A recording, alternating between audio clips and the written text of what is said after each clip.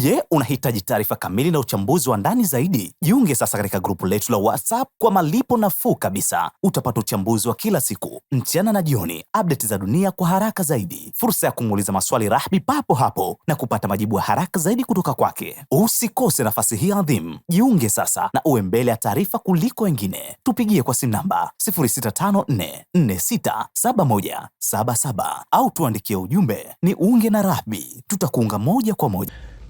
Waziri Mkuu wa Hispania Pedro Sanchez amelani Jumamosi mtazamo wa ubinafsi wa baadhi ya nchi za Ulaya katika kukabiliana na mgogoro wa wahamiaji katika eneo la Ceuta nchini Hispania, akidai mazungumzo ya ngazi ya mawaziri yafanyike.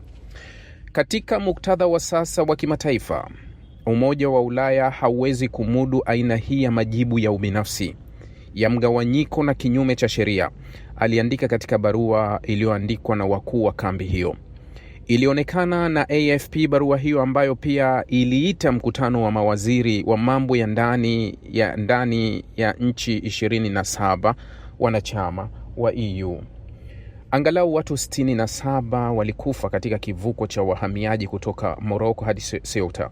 Waziri wa mambo ya ndani wa Hispania Fernando Grande Marsalka aliwaambia waandishi wa habari Jumamosi wahamiaji wengi walikuwa wamerudi Morocco kufikia Jumamosi baada ya makumi ya maelfu kuvuka mpaka, wengi wao kwa kuogelea, kuzunguka kituo kidogo cha mpaka kinachoingia bahari ya Mediterranean.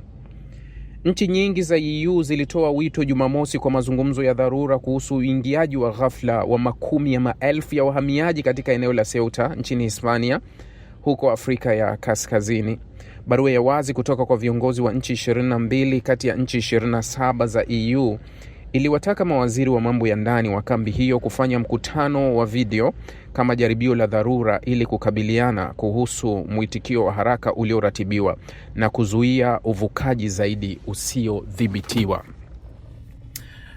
Niliona mvutano wa wazi kati ya Hispania na Italia. Haikunishangaza sana hili swala, kwa sababu nafahamu hapa ni serikali mbili zisizofanana katika mwelekeo wa mirengo. Jana nilikwambia serikali ya Hispania ni ya mrengo wa kushoto na mrengo wa kati kiasi. Serikali ya Italia ni serikali ya mrengo wa kulia, wazungu, conservative hao. Walionekana kama wanataka kuachana na Hispania baada ya kupata dharura. Ndio hiki ambacho Pedro Sanchez anakizungumza kuwa ubinafsi wa EU ulioonyeshwa. Lakini ni kama alert fulani ambayo inaigonga Hispania kufikiria kile wanachokifikiria. Kufikiria aina ya muungano aliopo, kufikiria aina ya kukabiliana na, kwa sababu serikali ya Hispania ni serikali ambayo iko kwenye vita kubwa sana ya umagharibi, ambao serikali nyingi tunafahamu zimekuwa ni serikali ambazo zina uzayuni sana ndani yake, hasa mabadiliko yaliyotokea sana. Unajua nchi nyingi za Ulaya zimefanya mabadiliko makubwa kutoka 2020 kuja huku juu. Yani toka sera ya Trump ilivyoanza kwenye awamu ya kwanza ya ule Amerika kwanza, mimi sana, sisi sana, hii iliathiri sana nchi za Ulaya. Na ndio maana unaona kuwa uchaguzi uliofanyika Ufaransa mara mbili, si kuwa tu Macron alishinda na chama chake cha mrengo wa kushoto au mrengo wa kati, lakini vyama vya mrengo wa kulia vilionekana vimefanya vizuri zaidi.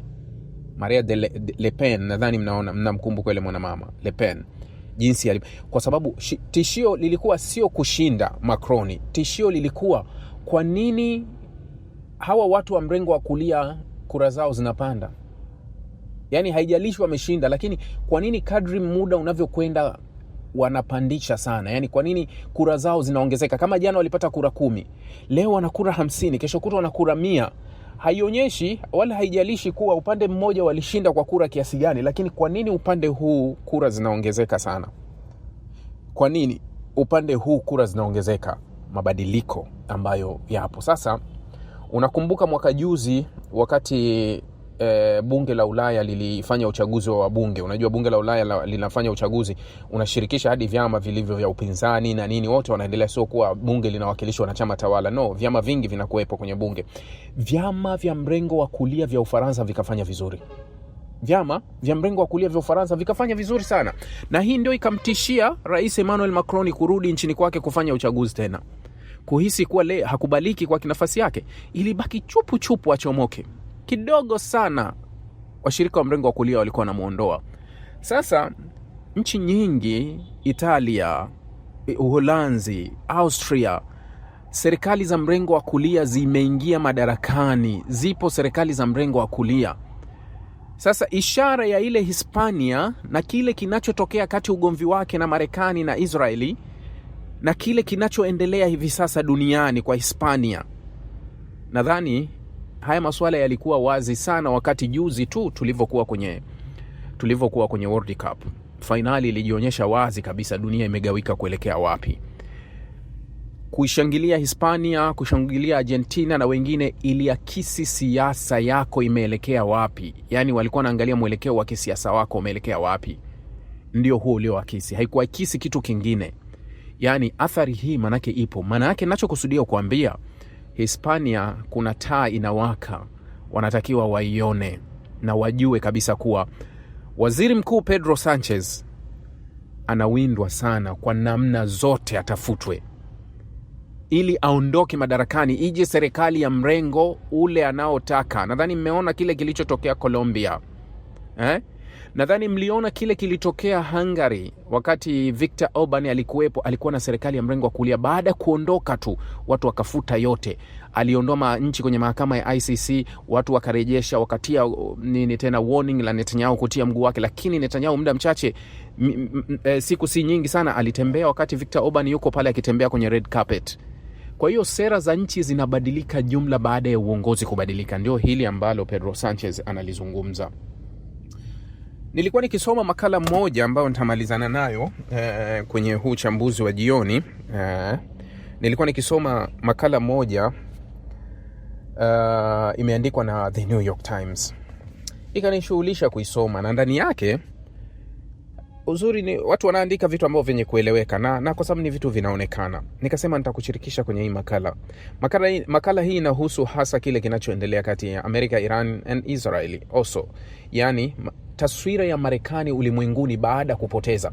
Kwa jinsi ukisoma hii makala, huyu mwandishi wa makala hii anadhihirisha wazi kuwa undumila kuwili wa Marekani umekuwa wazi, lakini kushindwa kwa Marekani kumekuwa wazi, na baadhi ya vitu ambavyo vimekuwa viko wazi. Anaanza kwa kusema hivi: Marekani inaonekana inaelekea kushindwa kimkakati. Washirika wanaogopa. Yani washirika wa Marekani wa Ulaya wa wapi tayari wana mashaka kuwa tunakwenda wapi. Kwa kuwa hakuna malengo yoyote ya Rais Donald Trump yaliyotimizwa na mlango wa bahari wa Hormuz umefungwa, washirika wa Marekani wanaona kutokufanya kazi vizuri na udhaifu kutokana na vita.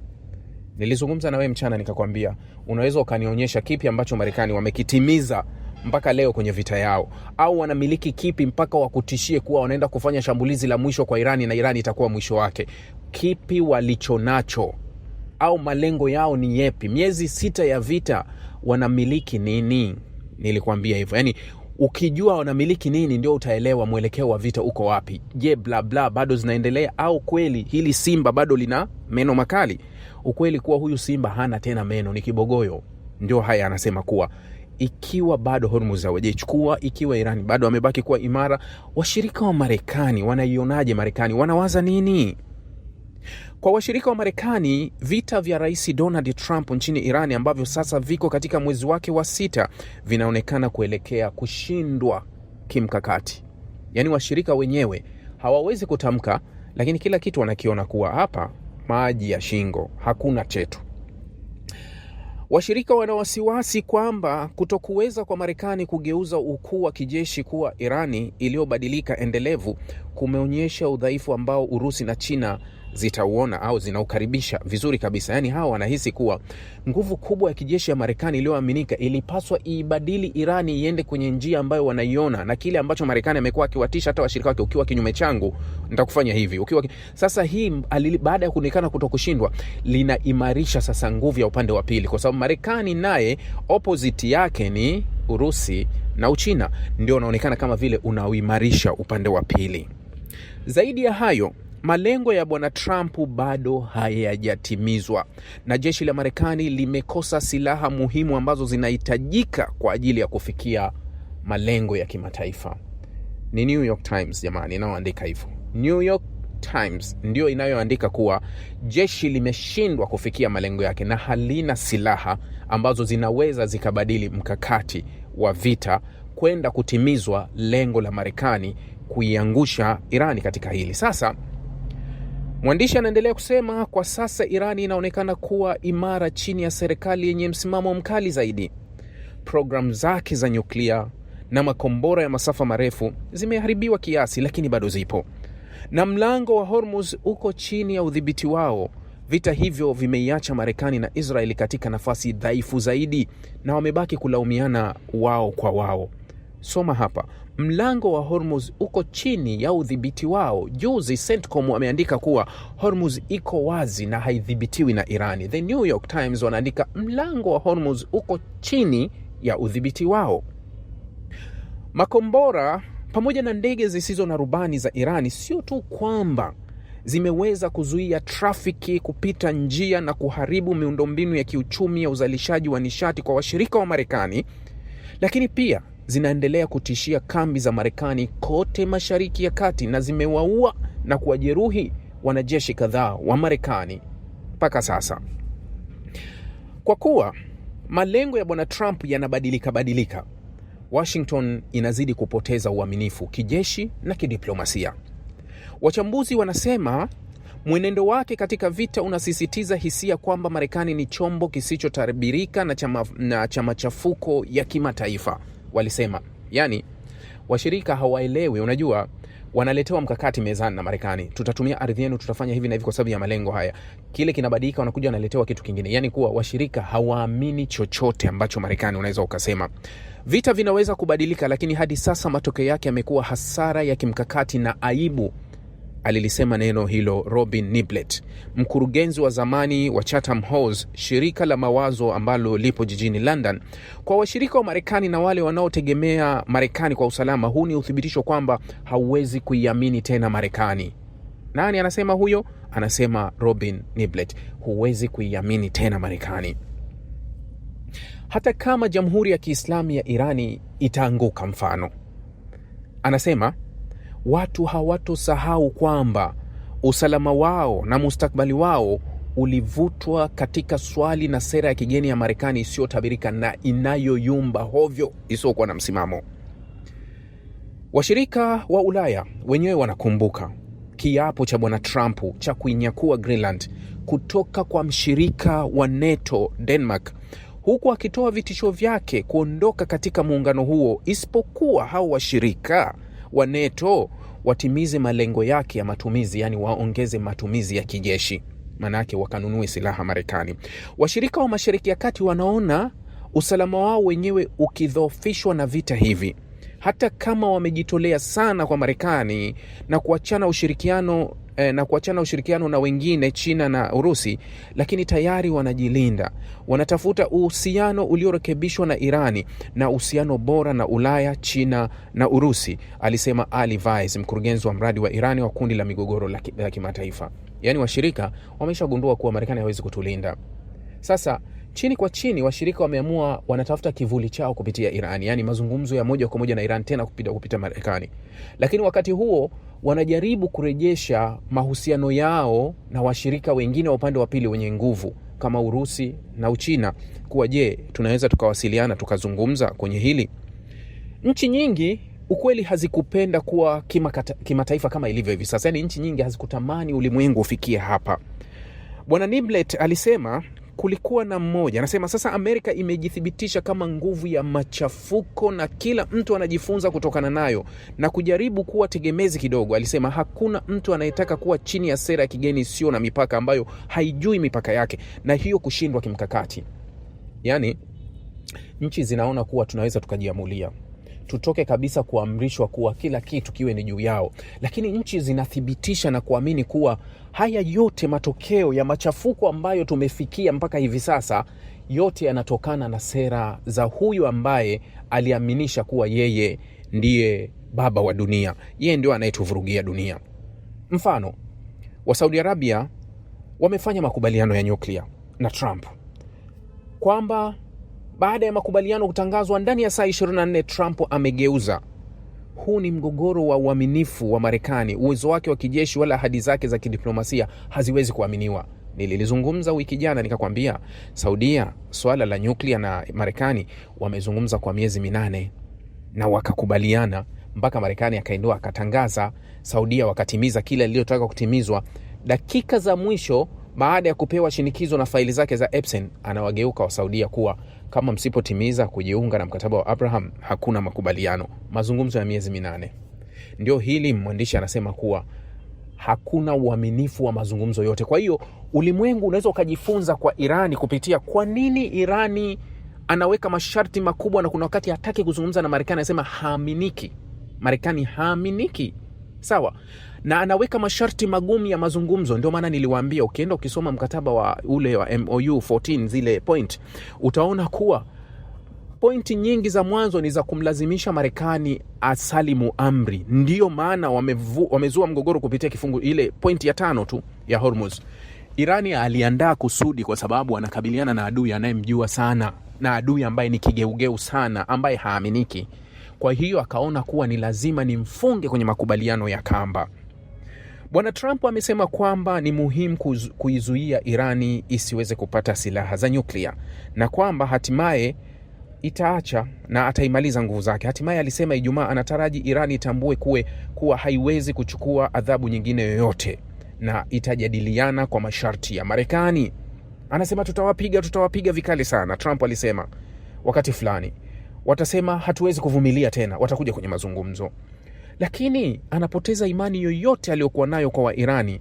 Analalamika kwamba Wairani wanataka kuzungumza kila wakati, lakini wanavunja ahadi zao baada ya mazungumzo. Tutawadhoofisha tu, alisema, kisha watashindwa. Ukweli ni kuwa vita ya pili ya dunia viliacha Marekani ikiwa na nguvu zaidi nyumbani, ikiwa na ushawishi zaidi wa nje. Lakini tangu wakati huo rekodi ya kijeshi ya Marekani imekuwa mchanganyiko. Maadui walio tayari zaidi kuteseka na maumivu na gharama ya migogoro kama ilivyokuwa Vietnam, Iraq, Afghanistan walidumu zaidi na wakawepo. Vita hivi nchini Irani vinaweza kuwa viko hivyo, huku Washington ikipata sababu ya kutosha kupunguza hasara zake na kurudi nyumbani. Yani kama adui anaweza kukabiliana na Marekani kwa nguvu ya kuvumilia jasho na damu kama walivyofanya wa Vietnam, kama walivyofanya wa Afghanistani, basi mwisho Marekani huondoka, kufunga virago na kurudi nyumbani. Kwa hiyo ndio wanahisi kuwa huenda na Irani wakaamua kufuata njia hiyo. Tayari mzozo huo umedhoofisha kizuizi cha uaminifu wa Marekani na umewakera washirika wa Marekani na kuwafurahisha wapinzani wake. Aliyasema hayo Aaron David Miller. Huyu ni mchambuzi wa zamani wa Marekani na sasa ni mjumbe mwandamizi katika Carnegie and Wharton for International Peace. Na anasema ikiwa mlango wa bahari wa Hormuz utaanguka chini ya ushawishi wa udhibiti wa Irani, hautakuwa kitu kingine ila kushindwa kamili kimkakati. Maono, hadithi, simulizi za watu wenye vichwa na akili wanaoyaona, ambao hawahitaji kutembea na hisia, hawahitaji kutembea na maono ya watu ambao wanayaona, lakini wanatazama kile ambacho ni halisi hivi sasa na kile ambacho kinatokea duniani. Kwa hiyo wanaweza wakatoa maoni huru ambayo hata wewe kwa akili yako unaweza ukakaa ukachanganua ukaona kuwa hili lililosemwa lina ukweli ndani yake. Tumia akili yako. Je, haya tunayoyazungumza ni kweli au tunapaka sana mafuta au tunalazimisha sana hizi hadithi ziwe za ukweli? Lakini ukweli ni upi? Ule ambao Donald Trump anauongea na huku akibadilika kila siku, au tuangalie ukweli wa kile ambacho kinaendelea mpaka hivi sasa, na tunayaona haya mpaka hivi sasa yanaendelea, na sera za Irani zimebaki kusimama, au unaweza kusema mkakati wa Irani kuanzia mwanzo umebaki kuwa ule ule.